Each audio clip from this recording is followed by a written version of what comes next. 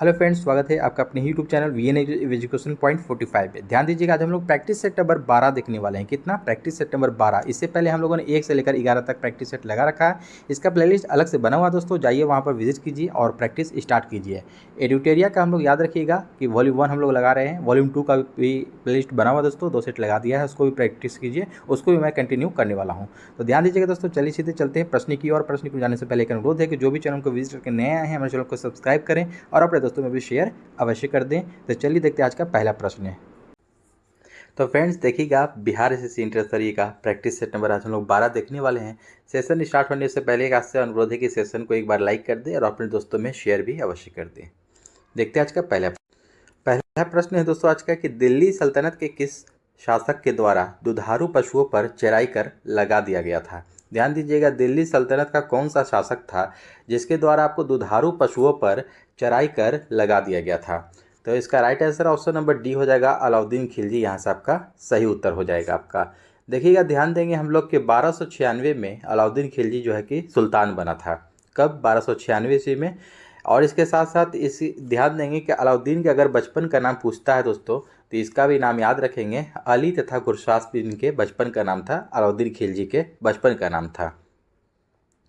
और इसके साथ साथ ध्यान देंगे कि अलाउद्दीन खिलजी के द्वारा क्या क्या मतलब इन्होंने बनवाया था इसने, तो याद रखिएगा, जमायत खाना मस्जिद, अलाई दरवाज़ा, सिरी का किला, हजार खंबा का महल का निर्माण अलाउद्दीन खिलजी ने ही करवाया था। इसको आप लोग ध्यान में रखना है।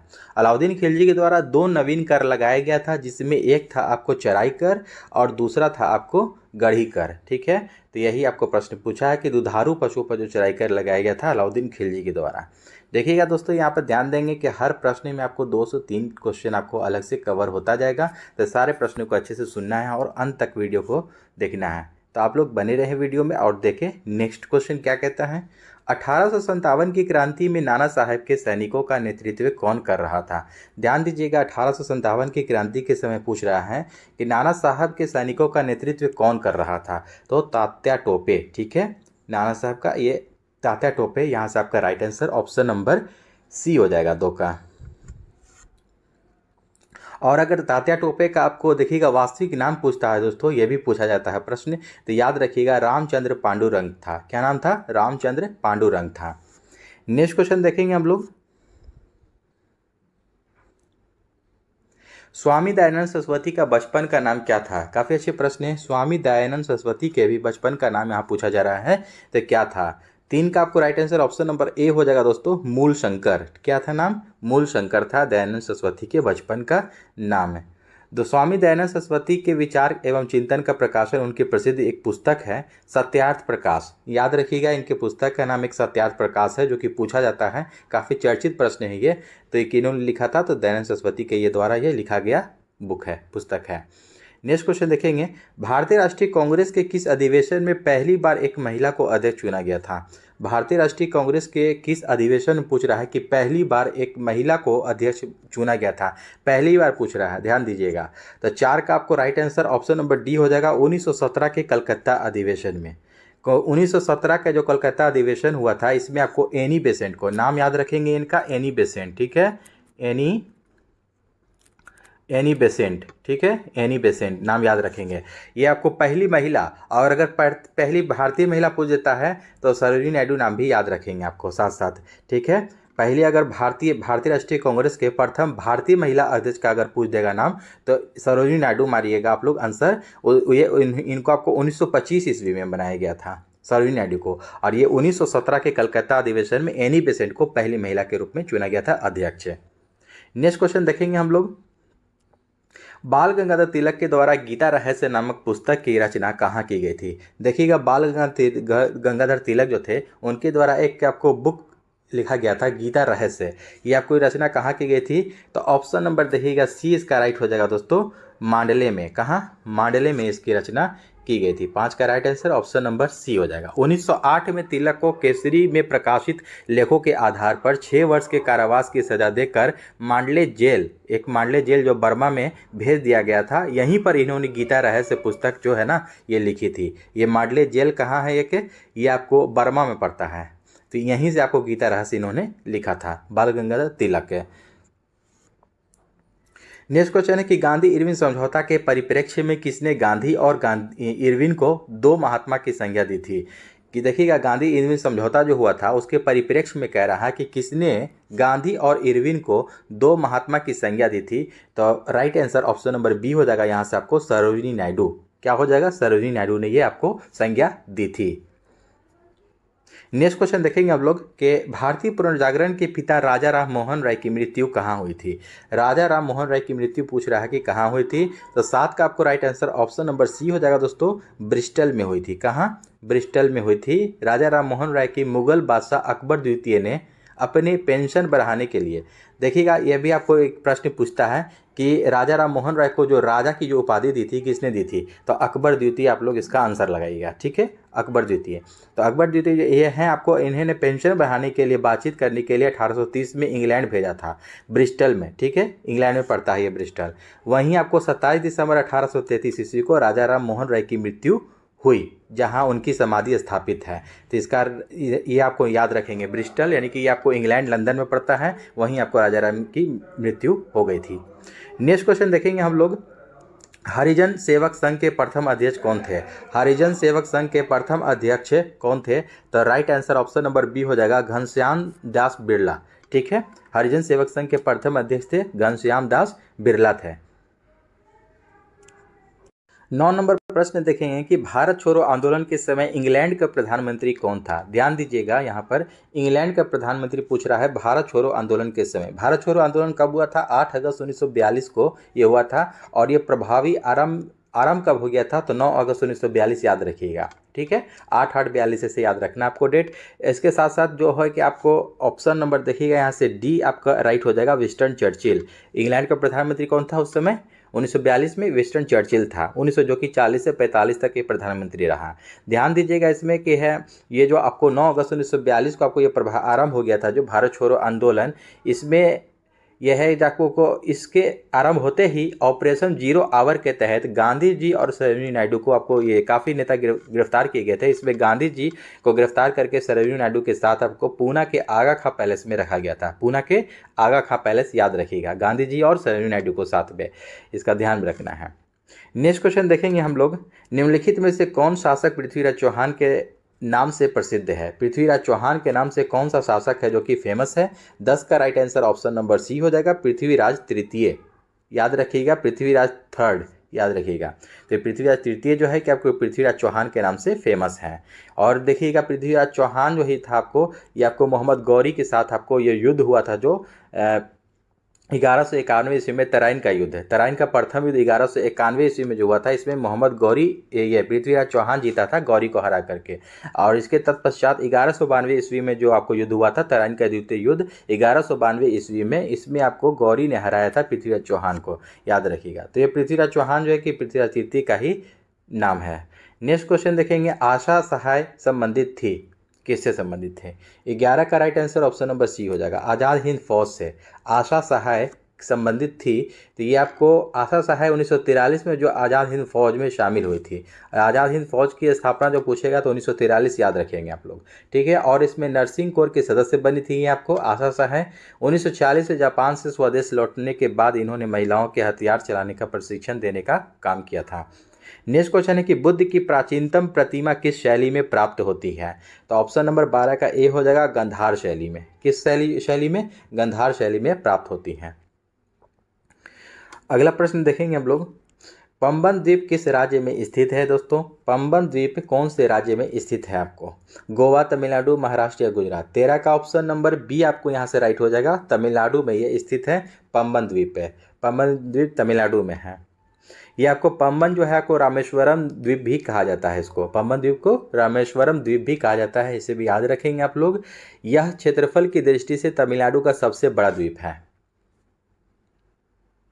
नेक्स्ट क्वेश्चन, हिंद महासागर में सागर धाराओं की नियमित दिशा में परिवर्तन के लिए निम्नलिखित कारकों में से कौन सा एक उत्तरदायी है।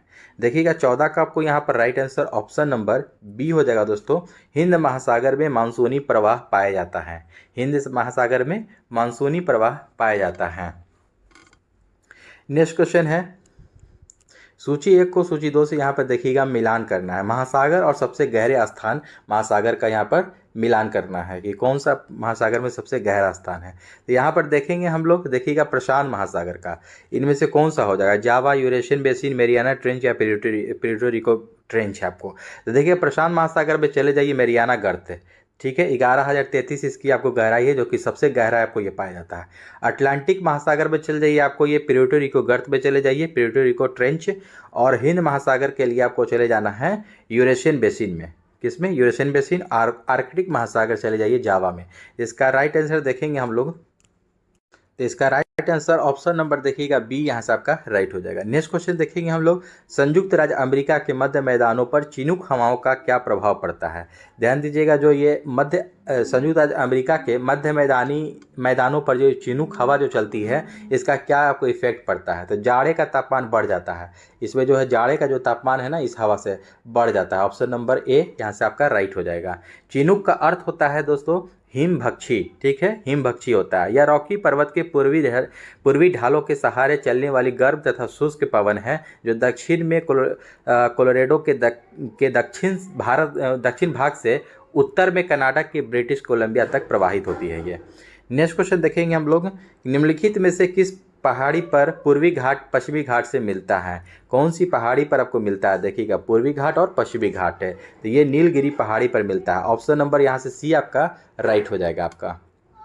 नेक्स्ट क्वेश्चन है दोस्तों, 18 नंबर के दंडकारण्य क्षेत्र अवस्थित है। देखिएगा दंडकारण्य ये क्षेत्र जो है आपको अवस्थित है, तो 18 का आपको right answer option number B हो जाएगा दोस्तों, छत्तीसगढ़ एवं उड़ीसा में। कहाँ, छत्तीसगढ़ उड़ीसा में। दंडकारण्य क्षेत्र छत्तीसगढ़ उड़ीसा में अवस्थित है। नेक्स्ट क्वेश्चन है कि कोरी क्रीक निवेशिका स्थित है। कोरी क्रीक निवेशिका स्थित है, ये कच्छ के रण में, ये गुजरात में पड़ता है दोस्तों। ऑप्शन नंबर ए यहाँ से आपका राइट हो जाएगा, ये गुजरात के कच्छ के रण में स्थित है, इसको भी ध्यान में रखेंगे हम लोग। नेक्स्ट क्वेश्चन देखेंगे, 20 नंबर प्रश्न है दोस्तों कि निम्नलिखित में से किस अनुच्छेद में शहरी स्थानीय निकायों से संबंधित 18 कार्यों की सूची दी गई है। ध्यान दीजिएगा ऑप्शन नंबर ए यहाँ से आपका राइट हो जाएगा, अनुच्छेद 243 के डब्ल्यू में ये दिया गया है। इसमें जो है कि आपको संविधान के 12वीं अनुसूची में शहरी स्थानीय निकाय हेतु 18 विषयों की चर्चा की गई है, जिसका वर्णन अनुच्छेद 243 के डब्ल्यू में किया गया है। 21 नंबर प्रश्न देखेंगे कि निम्नलिखित में से किस मामले में सुप्रीम कोर्ट सर्वोच्च न्यायालय ने यह निर्णय दिया था कि मौलिक अधिकार और राज्य के नीति निर्देशक तत्व जो है आपको, उसमें मौलिक अधिकार ऊपर है। ध्यान दीजिएगा ये आपको कौन सा है, तो ऑप्शन नंबर बी यहाँ से आपको राइट हो जाएगा। गोलकनाथ वाद में आपको ये दिया गया था, ये 1967 में हुआ था, ठीक है। 1967 में गोलकनाथ वाद आपको जो हुआ था, उसमें जो आपको ये प्रेफरेंस दिया गया था कि अगर मौलिक अधिकार और राज्य के नीति निर्देशक तत्व में आपको अगर सुप्रीम कोर्ट अगर दोनों टकराता है, तो ज़्यादा प्रेफरेंस आपको मौलिक अधिकार को दिया जाएगा, ठीक है। तो राइट आंसर ऑप्शन नंबर यहाँ से बी आपका राइट हो जाएगा। नेक्स्ट क्वेश्चन है आपको 22 नंबर कि केंद्र सरकार का यह कर्तव्य होगा कि प्रत्येक राज्य को बाहरी आक्रमण से रक्षा करे, ऐसे प्रावधान भारतीय संविधान के कौन से अनुच्छेद में किया गया है। तो इसका राइट आंसर ऑप्शन नंबर देखिएगा यहाँ से आपका डी हो जाएगा दोस्तों, अनुच्छेद 355 में किया गया है। 22 का संविधान का अनुच्छेद 355 में यह प्रावधान है कि बाह्य आक्रमण या आंतरिक गड़बड़ी के प्रत्येक राज्य की रक्षा करने की जिम्मेदारी केंद्र सरकार यानी कि संघ को है। नेक्स्ट क्वेश्चन है कि पिछड़े वर्ग के आरक्षण को लेकर बने मंडल आयोग ने किस वर्ष अपना रिपोर्ट प्रस्तुत किया था। तो ये आपको 1980 में ये आपको रिपोर्ट प्रस्तुत किया था। किस है, मंडल आयोग ने। मंडल आयोग किससे संबंधित है, तो पिछड़े वर्ग के आरक्षण से संबंधित है, इसको भी ध्यान में रखेंगे। नेक्स्ट क्वेश्चन देखेंगे हम लोग। नेक्स्ट क्वेश्चन है आपका कि समान कार्य के लिए समान वेतन एक है, क्या है। समान कार्य के लिए समान वेतन, तो 24 का ऑप्शन नंबर बी हो जाएगा दोस्तों। राज्य के नीति निर्देशक तत्व का एक अंग है ये आपको, राज्य के नीति निर्देशक तत्व का अंग है समान कार्य के लिए समान वेतन। ध्यान दीजिएगा आपको ये राज्य के निर्देशक सिद्धांतों का ये अंग है। अनुच्छेद 39 के घ का यह प्रावधान करता है कि पुरुष और स्त्री दोनों को समान कार्य के लिए समान वेतन मिलना चाहिए। कितना अनुच्छेद याद रखेंगे, 39 के घ में है, ठीक है, 39 के घ में आपको ये है। नेक्स्ट क्वेश्चन देखेंगे हम लोग कि संसदात्मक शासन व्यवस्था में right answer option number D हो जाएगा। ये विधायिका का कार्यपालिका पर नियंत्रण होता है। विधायिका का कार्यपालिका पर नियंत्रण होता है संसदात्मक शासन व्यवस्था में। नेक्स्ट क्वेश्चन है आपको, निम्नलिखित में से किस संविधान संशोधन के द्वारा लोकसभा की सदस्यों की संख्या 525 से बढ़कर 545 कर दी गई? तो 31वां संविधान संशोधन में किया गया। राइट आंसर ऑप्शन नंबर यहाँ से 26 का ए हो जाएगा। 31वां संशोधन जो आपको हुआ था ये कब हुआ था? तो 1973 ईस्वी में हुआ था, 1973 में। इसमें जो है कि लोकसभा में राज्यों की अधिकतम संख्या 500 से बढ़ाकर 525 से किया गया था तथा केंद्र शासित प्रदेशों के सदस्यों की संख्या 25 से घटाकर 20 कर दी गई थी। इस प्रकार लोकसभा के कुल सदस्यों की संख्या 525 से बढ़कर के 545 कर दिया गया था। नेक्स्ट क्वेश्चन देखेंगे हम लोग। नेक्स्ट क्वेश्चन आपका कि निम्नलिखित में से कौन संविधान में 42वें संविधान संशोधन के द्वारा नीति निर्देशक तत्वों में नहीं जोड़ा गया? ध्यान दीजिएगा, नीति निर्देशक तत्वों में आपको नहीं जोड़ा गया का पूछ रहा है, तो ऑप्शन नंबर डी यहाँ से आपका राइट हो जाएगा, समान नागरिक संहिता। ठीक है, समान नागरिक संहिता ये जो आपको नहीं जोड़ा गया 42वां संशोधन 1976 के द्वारा। इसका देखिएगा, समान न्याय एवं निःशुल्क विधिक सहायता ये आपको जोड़ा गया था। ये आपको अनुच्छेद आपको 39 के क में आता है। क्या? 39 के क में आता है। और इसके साथ साथ ये देखिएगा आप लोगों की शोषण से बच्चों एवं वयस्कों की सुरक्षा भी जोड़ा गया था। ये आपको जोड़ा गया था नीति निर्देशक तत्वों में। ये आपको आता है, शोषण से बच्चों एवं वयस्कों में सुरक्षा 39 के ख में आता है। क्या है? 39 के ख में आपको आता है अनुच्छेद। और इसके साथ साथ उद्योगों के प्रबंधन में कर्मकारों की सहभागिता जो है ये आपको 43 के क में आता है। कितना? 43 के क में आता है। इसको याद रखेंगे साथ साथ। नेक्स्ट क्वेश्चन देखेंगे हम लोग, भारतीय संविधान का अनुच्छेद 249 संबंधित है तो किससे संबंधित है? 28 का ऑप्शन नंबर यहाँ से डी आपका सही हो जाएगा दोस्तों, कि राज्य सूची के विषयों के संबंध में संसद की विधायी शक्तियों से संबंधित है। ऑप्शन नंबर डी यहाँ से आपका राइट हो जाएगा, अनुच्छेद 249 है। ठीक है, राज्य सूची के विषयों के संबंध में संसद की विधायी शक्तियों से। अगला प्रश्न है कि यदि प्राथमिक घाटे में ब्याज भुगतान सम्मिलित कर दिया जाए तो यह बराबर होता है? किसके बराबर होता है? तो ये राजकोषीय घाटे के बराबर होता है। यदि प्राथमिक घाटे में ब्याज भुगतान सम्मिलित कर देते हैं अगर हम लोग, तो ये आपको राजकोषीय घाटे के बराबर हो जाएगा। राजकोषीय घाटा बराबर होता है प्राथमिक घाटा प्लस ब्याज अदायगी। नेक्स्ट क्वेश्चन देखेंगे हम लोग, भारत में मुद्रास्फीति दर की माप किस आधार पर होती है? देखिएगा, मुद्रास्फीति की जो दर की माप होती है किस आधार पर? तो देखिएगा, उपभोक्ता मूल्य सूचकांक, थोक मूल्य सूचकांक और श्रमिक का जीवन निर्वाह लागत सूचकांक। उपयुक्त सभी यहाँ से आपका राइट आंसर हो जाएगा। ऑप्शन नंबर डी यहाँ से आपका करेक्ट हो जाएगा। नेक्स्ट क्वेश्चन आपका कि एक देश अपनी मुद्रा के अवमूल्यन का सहारा लेता है। देखिएगा, अपनी मुद्रा का जो अवमूल्यन का जो सहारा लेता है, आपको व्यापार से इसको ठीक करने के लिए लेता है। ऑप्शन नंबर ए यहाँ से आपका राइट हो जाएगा। अगला प्रश्न है कि व्यापार संतुलन में निम्नलिखित में से कौन सम्मिलित होता है? व्यापार संतुलन में कौन सम्मिलित होता है? इसमें से आपको माल सम्मिलित होता है। ऑप्शन नंबर ए यहाँ से आपका राइट हो जाएगा, 32 का ए। माल जो है कि आपको सम्मिलित होता है। दो देशों के मध्य किसी अवधि में हुए आयात तथा निर्यात के मौद्रिक मूल्यों के अंतर को व्यापार संतुलन कहते हैं। नेक्स्ट क्वेश्चन देखेंगे हम लोग, एक बंद अर्थव्यवस्था वह अर्थव्यवस्था है जिसमें क्या होता है? देखिएगा, 33 का ऑप्शन नंबर डी हो जाएगा, ना निर्यात ना ही आयात होता है इसमें। एक बंद अर्थव्यवस्था का मतलब होता है कि वह अर्थव्यवस्था जो है आपको बंद का मतलब हो गया कि ना इंपोर्ट ना एक्सपोर्ट। ठीक है, ऑप्शन नंबर डी यहाँ से आपका राइट हो जाएगा। नेक्स्ट क्वेश्चन है आपको कि 1949 में भारत सरकार के द्वारा नियुक्त राष्ट्रीय आय समिति का अध्यक्ष निम्नलिखित में से कौन था? 1949 ईस्वी में पूछ रहा है कि भारत सरकार के द्वारा नियुक्त राष्ट्रीय आय समिति का अध्यक्ष कौन था निम्नलिखित में से? तो 34 का ऑप्शन नंबर बी हो जाएगा आपको, PC Mahalanobis. Right answer option number यहाँ से आपको बी हो जाएगा। अगला प्रश्न देखेंगे, निम्नलिखित में से कौन सा एक आर्थिक वृद्धि का परिचायक है? आर्थिक वृद्धि का एक परिचायक है। तो 35 का ऑप्शन नंबर बी हो जाएगा दोस्तों, वास्तविक प्रति व्यक्ति आय में सुस्थिर वृद्धि। वास्तविक प्रति व्यक्ति आय जो होता है उसमें सुस्थिर वृद्धि जो है ये आर्थिक वृद्धि का ये परिचायक है। अगला प्रश्न देखेंगे, इजराइल में फंसे लोगों के बचाव हेतु भारत सरकार ने किस ऑपरेशन की शुरुआत की है? देखिएगा, ऑपरेशन ये आपको इस तरह का है तो ये याद रखेंगे, सब पूछता है प्रश्न एग्जामिनेशन में। तो 36 का देखिएगा ऑप्शन नंबर ए हो जाएगा, ऑपरेशन अजय। ठीक है, ऑपरेशन अजय जो है इजराइल में फंसे लोगों को बचाने के लिए भारत सरकार ने जो ऑपरेशन चलाया था, ऑपरेशन अजय। नेक्स्ट क्वेश्चन देखेंगे हम लोग, अंतर्राष्ट्रीय क्रिकेट में सर्वाधिक छक्का लगाने का रिकॉर्ड किस खिलाड़ी के नाम है? सर्वाधिक छक्का देखिएगा, 37 का ऑप्शन नंबर बी हो जाएगा, रोहित शर्मा। ठीक है, अंतर्राष्ट्रीय क्रिकेट में पूछ रहा है कि सर्वाधिक छक्का लगाने का जो रिकॉर्ड है किस खिलाड़ी के नाम है? तो रोहित शर्मा यहाँ पर आपका राइट आंसर हो जाएगा। अगला प्रश्न देखिए, इसको में देखिएगा कितना है। देखिएगा रोहित शर्मा ने अंतर्राष्ट्रीय क्रिकेट में सबसे अधिक छक्का लगातार क्रिस गेल को पीछे छोड़ दिया है। क्रिस गेल के नाम से जैसे 553 छक्का था। क्रिस गेल के नाम कितना था? 553, 553, ठीक है, 553 छक्का था। जबकि रोहित शर्मा ने अफगानिस्तान के खिलाफ 554वां छक्का लगा करके रिकॉर्ड तोड़ा है। कितना? 554, याद रखेंगे, 554वां छक्का लगाकर रिकॉर्ड तोड़ा, क्रिस गेल का रिकॉर्ड तोड़ा है, याद रखिएगा आप लोग। नेक्स्ट क्वेश्चन है आपको, क्रिस गेल कहाँ का है? ये आपको वेस्ट इंडीज का खिलाड़ी है, इसको भी याद रखना है। नेक्स्ट क्वेश्चन है आपका कि केंद्र सरकार की महत्वाकांक्षी योजना मेरा युवा भारत की कब लॉन्च की जाने की घोषणा की गई है? देखिएगा, मेरा युवा भारत को कब लॉन्च करने की?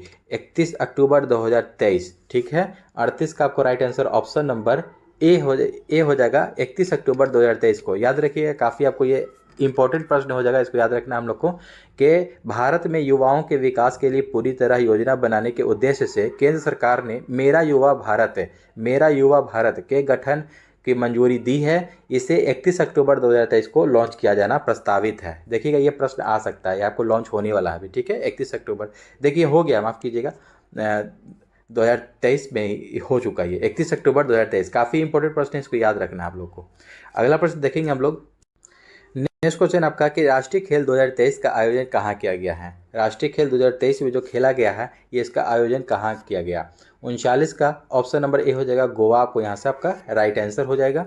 नेक्स्ट क्वेश्चन है आपका, एशियन गेम्स 2023 में स्वर्ण पदक जीतने वाली ज्योति सुरेखा का संबंध किस खेल से है? देखिएगा, ज्योति सुरेखा ये जो हैं खिलाड़ी हैं, ये स्वर्ण पदक जीती हैं, ये आपको एशियन गेम 2023 में ये किस खेल से संबंधित है? ये तीरंदाजी करती हैं, ठीक है। ऑप्शन नंबर ए यहाँ से आपका राइट हो जाएगा, तीरंदाजी करती हैं।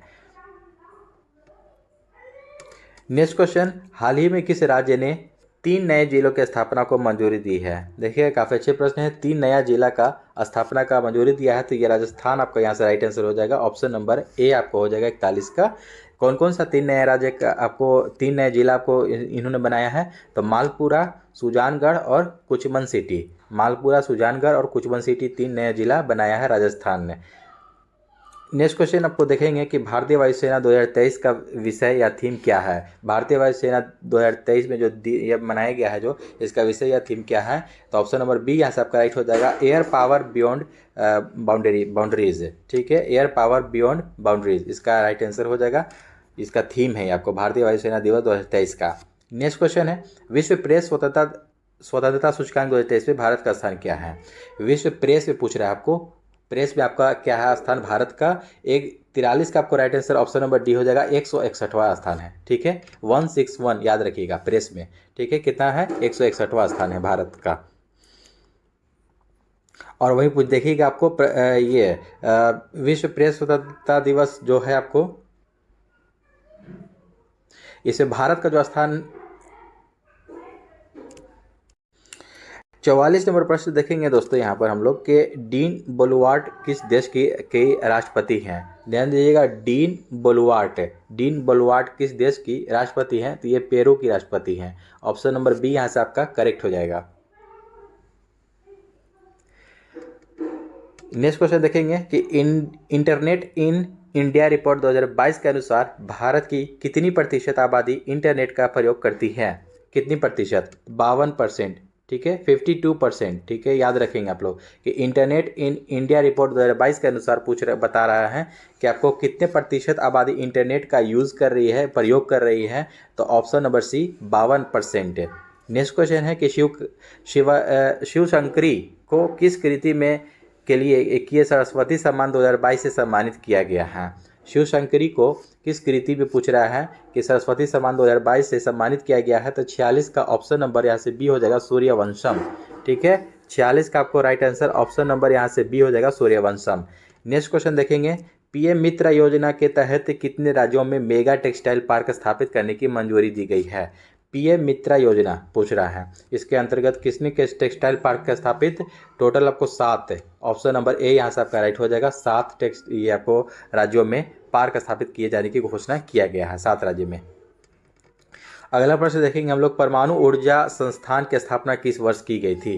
तो ये आपको 1955 में किया गया था। ऑप्शन नंबर डी यहाँ से आपका राइट हो जाएगा, 48 का। 1955 में भारत में परमाणु ऊर्जा आयोग की स्थापना, देखिएगा, भारत में परमाणु ऊर्जा आयोग की स्थापना 1948 में की गई थी। परमाणु ऊर्जा विभाग की स्थापना 1954 में की गई थी। और एवं परमाणु ऊर्जा संस्थान की स्थापना 1955 में किया गया था। इसको याद रखिएगा, ये परमाणु ऊर्जा संस्थान पूछ रहा है, इसकी स्थापना 1955। वही अगर पूछ देगा कि भारत में परमाणु ऊर्जा आयोग की स्थापना तो 1948 मारिएगा आप लोग, और उसके बाद परमाणु ऊर्जा विभाग की स्थापना पूछेगा तो 1954 याद रखेंगे आप लोग, 1954। नेक्स्ट क्वेश्चन देखेंगे हम लोग। 49 नंबर प्रश्न है कि होलकर हॉकी का संबंध किस खेल से है। देखिएगा, होलकर हॉकी का संबंध किस खेल से है, तो ये ब्रिज खेल से संबंधित है। ऑप्शन नंबर बी यहाँ से आपका 49 का राइट हो जाएगा। और यहाँ ध्यान देंगे साथ साथ कि बैडमिंटन से एक थॉमस कप आता है, ठीक है, थॉमस कप याद रखेंगे नाम। थॉमस कप जो आता है ये बैडमिंटन से संबंधित है। और हॉकी से हो जाएगा दोस्तों, देखिएगा गोल्फ का देख लीजिए, गोल्फ का क्या हो जाएगा, गोल्फ का सर्किट कप एक आता है, सर्किट कप याद रखेंगे नाम, सर्किट कप। और ये ब्रिज से का संबंधित होलकर ट्रॉफी है जो ये आपको ब्रिज खेल से संबंधित है। नेक्स्ट क्वेश्चन देखेंगे कि विश्व वन्य जीव दिवस प्रतिवर्ष कब मनाया जाता है। विश्व वन्य जीव दिवस कब मनाया जाता है, तो 50 का right answer option number A हो जाएगा दोस्तों, 3 मार्च को। 3 मार्च को जो है कि विश्व वन्य जीव दिवस, ये वन्य जीव दिवस मनाया जाता है 3 मार्च को। और वहीं देखिएगा कुछ और भी पॉइंट है। विश्व दूरसंचार दिवस 17 मई को मनाया जाता है, विश्व दूरसंचार दिवस 17 मई। विश्व डाक दिवस 9 अक्टूबर। विश्व शांति दिवस 21 सितंबर। विश्व विरासत दिवस अगर पूछ देता है तो 18 अप्रैल। ये सब याद रखेंगे आप लोग। नेक्स्ट क्वेश्चन 51 नंबर के निम्नलिखित में से कौन सा रासायनिक परिवर्तन का उदाहरण है। ध्यान दीजिएगा, इनमें से कौन पूछ रहा है कि रासायनिक परिवर्तन का उदाहरण इनमें से कौन सा है। सोडियम क्लोराइड का क्रिस्टलीकरण, बर्फ का पिघलना, दूध का खट्टा होना। ध्यान दीजिएगा, रासायनिक परिवर्तन पूछ रहा है। तो 51 का ऑप्शन नंबर देखिएगा, ये 3 वाला सही हो जाएगा सिर्फ, ठीक ना, 3 वाला, दूध का खट्टा होना, यानी कि दूध जो खट्टा हो जाता है। तो ऑप्शन नंबर यहाँ पे बी आपका राइट हो जाएगा, केवल 3। देखिएगा, बर्फ का पिघलना ये आपको भौतिक परिवर्तन है, और सोडियम क्लोराइड का क्रिस्टलीकरण ये भी आपको भौतिक परिवर्तन है। लेकिन दूध का जो खट्टा हो गया एक बार हो जाता है उस जो चीज़, और उसको वापस उस फॉर्म में ना लाया जा सकता है, वो आपको रासायनिक परिवर्तन कहलाता है। और जो आपको एक बार हो जाता है, जैसे कि बर्फ़ का पिघलना, बर्फ़ पिघल जाएगा तो उसको हम फिर से जमा करके बर्फ़ के रूप में ला सकते हैं, ये आपको भौतिक परिवर्तन हो गया। तो राइट आंसर ऑप्शन नंबर यहाँ से बी हो जाएगा। नेक्स्ट क्वेश्चन देखेंगे हम लोग कि एक बैठक हॉल में जो शुरू में प्रतिभागियों से आधा भरा होता है, कुछ समय बाद पूर्ण क्षमता से भरा होता है, फिर भाषण की स्पष्टता क्या होगी। 52 का ऑप्शन नंबर यहाँ से देखिएगा हम लोग, right answer option number A हो जाएगा, बढ़ती है। क्या कह रहा है कि एक बैठक हॉल में जो शुरू में प्रतिभागियों से आधा भरा था, प्रतिभागियों लोग से आधा भरा था, कुछ समय बाद पूर्ण क्षमता से भरा होता है, पूर्ण क्षमता उसका जो है उसका भरा होता है, तो फिर भाषण की स्पष्टता क्या होगी, बढ़ती। इसमें right answer option number A हो जाएगा। यानी कि जैसे जैसे हॉल में लोगों की संख्या बढ़ती है, ध्वनि अधिक अवशोषित होने लगती है, जिस कारण गूंज जो है आपको, गूंज का समय कम हो जाता है और भाषण की स्पष्टता बढ़ जाती है। नेक्स्ट क्वेश्चन देखेंगे हम लोग कि द्रव्यमान और भार के बीच अंतर संदर्भ में कौन सही है। इसका right answer option number A हो जाएगा दोस्तों, भार एक बल है जबकि द्रव्यमान बल नहीं है। यही आपको अंतर स्पष्ट हो जाता है आपको इसमें। नेक्स्ट क्वेश्चन देखेंगे हम लोग। 54 नंबर प्रश्न है, देखिएगा, एक प्रकाश वर्ष लगभग बराबर होता है, एक प्रकाश वर्ष लगभग बराबर होता है कितना के। तो 54 का आपको राइट आंसर ऑप्शन नंबर यहाँ से बी हो जाएगा दोस्तों। यहाँ पर देखिएगा ऑप्शन में यहाँ पर गलत दिया था, 10 के पावर आपको 13 हो जाएगा, 10 के पावर 13 किलोमीटर हो जाएगा, एक प्रकाश वर्ष लगभग बराबर होता है। यानी कि अगर मीटर में पूछ देगा तो 9.46 इंटू 10 पावर 15 मीटर होता है, किलोमीटर में है हो जाता है आपको 9.46 इंटू 10 पावर 12 किलोमीटर। अगला प्रश्न देखेंगे हम लोग कि पूर्ण आंतरिक परावर्तन कब होता है, जब प्रकाश गमन करता है। तो राइट आंसर डायमंड से कांच में हो जाएगा, ऑप्शन नंबर ए यहाँ से आपका राइट हो जाएगा। देखिए, जब प्रकाश की किरणें सघन माध्यम से विरल माध्यम में जाती है, सघन माध्यम से विरल माध्यम में जाती है तो पूर्ण आंतरिक परावर्तन होता है। इसके लिए आपतन कोण का मान क्रांतिक कोण से अधिक होना चाहिए। तो देखिएगा, डायमंड से कांच में आपको पूछ रहा है, ये आपको गमन करता है जब, तो पूर्ण आंतरिक परावर्तन होता है। अगला प्रश्न देखेंगे हम लोग कि रदरफोर्ड का प्रयोग अधिकांश अल्फा कण सीधे पन्नी के माध्यम से जाते हैं क्योंकि, ये आपको ऑप्शन नंबर डी हो जाएगा, परमाणु का अधिकांश भाग खाली है। यहाँ पर रदरफोर्ड के प्रयोग में पूछ रहा है कि अधिकांश अल्फा कण सीधे पन्नी के माध्यम से जाते हैं क्यों, क्योंकि परमाणु का अधिकांश भाग खाली है इसमें। नेक्स्ट क्वेश्चन देखेंगे हम लोग। नेक्स्ट क्वेश्चन आपका कि निम्नलिखित में से कौन शुद्ध पदार्थ नहीं है, शुद्ध पदार्थ नहीं है। ऑप्शन नंबर सी यहाँ से आपका राइट हो जाएगा, शुद्ध दूध, ये आपको देखिएगा सोना जो होता है इसमें सोना प्रकृति में अपने शुद्ध रूप में पाया जाता है। साथ साथ ग्लूकोज, दूध, गेहूं और कई फलों में अपने शुद्ध रूप में पाया जाता है। पानी में अपने शुद्ध रूप में प्रकृति में पाया जाता है, पानी भी। दूध, चीनी जो होता है और वसा जो है ये ऐसे बना होता है। दूध, चीनी जो होता है ये शुद्ध पदार्थ नहीं है। ऑप्शन नंबर यहाँ से सी आपका राइट हो जाएगा दोस्तों। अगला प्रश्न देखेंगे कि ग्रीष्म ऋतु में मिट्टी के घड़े में रखा पानी किस घटना के कारण ठंडा हो जाता है। ये वाष्पोत्सर्जन, आप लोग इसका आंसर लगाएंगे। ऑप्शन नंबर बी यहाँ से राइट हो जाएगा कि जो मिट्टी के घड़े में जो पानी रखा जाता है वो आपको वाष्पोत्सर्जन के कारण ठंडा हो जाता है। नेक्स्ट क्वेश्चन है कि दृष्टिबाधित छात्र निम्नलिखित में से किसका उपयोग अम्ल क्षार संकेतक के रूप में कर सकते हैं। दृष्टिबाधित छात्र यानी कि किसका उपयोग जो है कि आपको अम्ल क्षार संकेतक के रूप में कर सकते हैं। तो ऑप्शन नंबर सी यहाँ से आपका राइट हो जाएगा। वेनिला के गुणवाला, वेनिला के गुणवाला से आपको कर सकते हैं। नेक्स्ट क्वेश्चन है आपका उत्प्लावनता किस पर निर्भर करती है। उत्प्लावनता जो है ये किस पर निर्भर करती है। तो 60 का आपको राइट आंसर ऑप्शन नंबर यहाँ से डी हो जाएगा। विस्थापन द्रव के द्रव्यमान पर, विस्थापन द्रव के द्रव्यमान पर उत्प्लावन हमेशा जो है कि द्रव के ऊपर की ओर लगता है। उत्प्लावन जो होता है इसको आर्किमिडीज का सिद्धांत भी कहते हैं। आर्किमिडीज ने इसका खोज किया, सिद्धांत दिया था, इसको याद रखेंगे, उनका नाम भी है। यह जो है कि विस्थापित द्रव के द्रव्यमान पर निर्भर करता है। Right answer option number D हो जाएगा। नेक्स्ट क्वेश्चन देखेंगे हम लोग, डिटर्जेंट पाउडर में फॉस्फेट की भूमिका है क्या है। डिटर्जेंट पाउडर में फॉस्फेट की जो भूमिका होती है ये आपको Ca+2 तथा Mg+2 को पानी से हटाना जो कठोरता का कारण बनते हैं। ऑप्शन नंबर बी यहाँ से आपका राइट हो जाएगा। अगला प्रश्न देखेंगे हम लोग कि ग्लूकोमा का उपचार निम्नलिखित में से किसके द्वारा किया जाता है। ग्लूकोमा देखिएगा ये आँख की एक बीमारी है। इस तरह से पूछ जाएगा कि ग्लूकोमा और एक ट्रेकोमा आता है। तो ग्लूकोमा और ट्रेकोमा ये दोनों जो है कि आँख की बीमारी है। ये इसका उपचार पूछ रहा है कि किसके द्वारा किया जाता है। तो सी राइट आंसर हो जाएगा। कोलिनर्जिक दवा के द्वारा। किसके द्वारा? कोलिनर्जिक दवा के द्वारा इसके होता है। नेक्स्ट क्वेश्चन देखेंगे कि पौधे के किस भाग से केसर प्राप्त होता है। देखिएगा केसर जो प्राप्त किया जाता है पौधा का कौन सा भाग होता है उसमें। तो ये को 63 का ऑप्शन नंबर देखिएगा बी हो जाएगा। वर्तिकाग्र यानी कि वर्तिका से, यानी कि स्टिग्मा। ठीक है, याद रखेंगे स्टिग्मा। ठीक है, वर्तिकाग्र या वर्तिका से प्राप्त किया जाता है पौधे के भाग से केसर, स्टिग्मा से। नेक्स्ट क्वेश्चन है आपको निम्नलिखित में से कौन सा एक वानस्पतिक प्रवर्धन की विधि नहीं है। विधि नहीं है पूछ रहा है यहाँ पर। तो बोवाई यहाँ से आपका राइट आंसर हो जाएगा। ये आपको नहीं है। ऑप्शन नंबर सी यहाँ से राइट हो जाएगा। नवोदित, लेयरिंग, ऊतक संवर्धन ये तीनों आपको जो है आपका इसका भाग, वानस्पतिक प्रवर्धन का भाग यानी कि विधि है ये, लेकिन बोवाई नहीं है। नेक्स्ट क्वेश्चन देखेंगे हम लोग। 65 नंबर प्रश्न देखेंगे कि निम्नलिखित में से कौन सा कथन एक लिंगी फूलों के लिए सत्य बोल रहा है कि एक लिंगी फूलों के लिए सत्य है इनमें से। तो देखिएगा क्या हो जाएगा सत्य। इनमें पुंकेसर और स्त्री केसर दोनों होते हैं। ये पहला वाला आपका गलत हो जाएगा। उनके पास या तो पुंकेसर या स्त्री केसर होता है, ये सही है आपका। वे पर परागण प्रदर्शित करते हैं, ये भी सही हो जाएगा आपका। केवल पुंकेसर वाले उभयलिंगी फूल फल नहीं दे सकते हैं, ये भी सही हो जाएगा। ऑप्शन नंबर यहाँ से देखिएगा बी आपका राइट हो जाएगा, जिसमें कि आपको 2, 3, 4 आपको सही हो जाएगा, एक गलत है इसमें से। अगला प्रश्न है कि डायस्टोल के दौरान क्या होता है। हृदय रक्त से इसमें भर जाता है। डायस्टोल के दौरान क्या हो जाता है, जो हर्ट होता है ना दिल, वो आपको है कि ब्लड से भर जाता है। 66 का right answer option number D हो जाएगा। आलिंद डायस्टोल के दौरान ऑक्सीजन रहित रक्त दाएं आलिंद में और ऑक्सीजन युक्त रक्त जो है बाएं आलिंद में प्रवेश करता है। इसको ध्यान में रखेंगे हम लोग। इस प्रकार जो होता है कि डायस्टोल जो होता है इसके दौरान हृदय में रक्त भर जाता है। नेक्स्ट क्वेश्चन देखेंगे कि धमनी रक्त एक रक्त वाहिका है जो रक्त ले जाती है। धमनी एक रक्त वाहिका है जो कि ब्लड वेसल है जो रक्त ले जाती है। तो कहाँ से कहाँ ले जाती है। 67 का ए हो जाएगा, हृदय से दूर ले जाती है। ठीक है, हृदय से दूर। धमनियाँ जो है कि रक्त को हृदय से दूर ले जाती है। ये ऑक्सीजन युक्त रक्त को हृदय से शरीर के ऊतकों तक पहुँचाते हैं।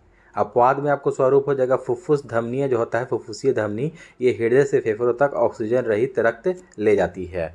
नेक्स्ट क्वेश्चन देखेंगे हम लोग कि कौन सी कोशिकाओं को सच्ची कोशिका नहीं माना जा सकता है। कौन सी कोशिकाओं को सच्ची कोशिका नहीं माना जा सकता है। तो प्लेटलेट्स यहाँ से आपका राइट आंसर हो जाएगा। ऑप्शन नंबर ए 68 का हो जाएगा। रक्त जो है कि रक्त एक तरल संयोजी ऊतक है जिसमें एरिथ्रोसाइट, ल्यूकोसाइट और प्लेटलेट्स शामिल होता है। इनमें से प्लेटलेट्स सच्ची रक्त कोशिकाएं नहीं होती है। ऑप्शन नंबर यहाँ से देखिएगा ये आपको यहाँ से गलत हो जाएगा, यानी कि यही नहीं होती है। अगला प्रश्न है कि शलजम किस कुल से संबंधित है, किस कुल का यह पौधा है। आपको 69 का आपको right answer option number C हो जाएगा, क्रूसीफेरी का है ये। ठीक है, शलजम जो है कि क्रूसीफेरी में आता है। वहीं ध्यान दीजिएगा, देखिएगा सोलेनेसी में क्या आता है। तो सोलेनेसी में जानते हैं जितना भी सलाद वाला जो हम लोग खाते हैं सामान, सैलेड वाला, वो आपको सामान इसमें आ जाता है सोलेनेसी में। याद रखिएगा इसमें से कौन कौन, जैसे कि आलू, टमाटर, लाल मिर्च, बैगन, तंबाकू, ये सब आपको सोलेनेसी वगैरह में आ जाता है। टमाटर, लाल मिर्च, सबको सलाद का यूज़ किया जाता है। ठीक है, रेनन कोलेसी में आपको देखिए क्या क्या आ जाता है। इसमें आपको काला जीरा आपको आता है, बटर कप आता है, 2 चीज़ है। ठीक है, क्रूसीफेरी में क्या आता है, क्रूसीफेरी में देखिएगा शलजम तो आता ही है, शलजम के साथ साथ मूली, सरसों, फूलगोभी भी आता है। और रोटेसी में आपको पूछ देगा तो नींबू, संतरा, मौसमी, ये सब आते हैं आपको। अगला प्रश्न देखेंगे हम लोग, निम्नलिखित में से कौन सा रोग वाहक और रोग का सुमेलित युग्म है। कौन सा रोग वाहक और रोग का सुमेलित रूप इनसे पूछ रहा है। तो 70 का आपको राइट आंसर ऑप्शन नंबर देखिएगा ए ही हो जाएगा राइट, यहाँ से क्यूलेक्स फाइलेरिया।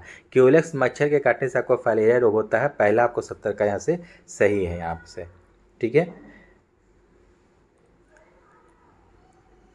नेक्स्ट क्वेश्चन देखेंगे हम लोग कि आयरन की कमी से होने वाला एनीमिया किस परजीवी संक्रमण की जटिलता है। आयरन की कमी से जो होता है रोग, उसको एनीमिया कहते हैं। ठीक है, लोहे की कमी से उसको, उसकी जो है कि यह जो किस परजीवी संक्रमण की जटिलता है। तो इसका right answer option number C हो जाएगा, हुक वर्म।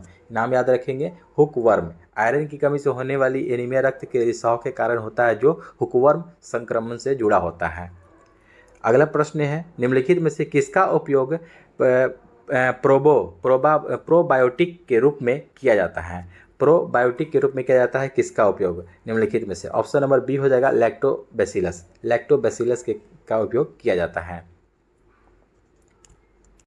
अगला प्रश्न देखेंगे हम लोग कि शीतल पेय की बोतलें और बच्चों को दूध पिलाने की बोतलें आमतौर पर बनी होती है किस चीज़ की। तो पॉलीस्टायरीन की बनी होती है। ऑप्शन नंबर सी यहाँ से आपका राइट हो जाएगा, पॉलीस्टायरीन। 73 का ऑप्शन नंबर सी।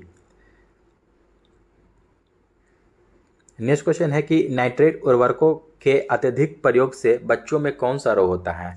देखिएगा, नाइट्रेट उर्वरक जो होता है उसके अत्यधिक अगर यूज़ होता है अगर, तो बच्चों में उसमें कौन सा रोग पाया जाएगा। तो ऑप्शन नंबर सी यहाँ से आपका राइट हो जाएगा दोस्तों, मेथेमोग्लोनीमिया रोग जो होता है ये बच्चों में पाया जाता है नाइट्रेट उर्वरक की अधिकता से। नेक्स्ट क्वेश्चन है 75 नंबर और इस सेट का अंतिम प्रश्न है कि बायोगैस में मीथेन सामग्री है कितना से कितना प्रतिशत है।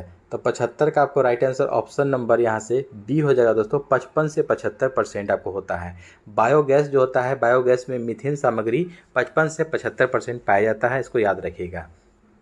मीथेन का वही सूत्र पूछेगा दोस्तों, तो CH4 सभी लोग आप लोग जानते ही होंगे, इसको भी ध्यान में रखना है। तो दोस्तों आई होप कि आज का भी ये सेशन अच्छा लगा हो तो मेरे चैनल को सब्सक्राइब करें और अपने दोस्तों में भी ज़रूर शेयर करें। तो चलिए मिलते हैं एक और नेक्स्ट सेट में। जय हिंद।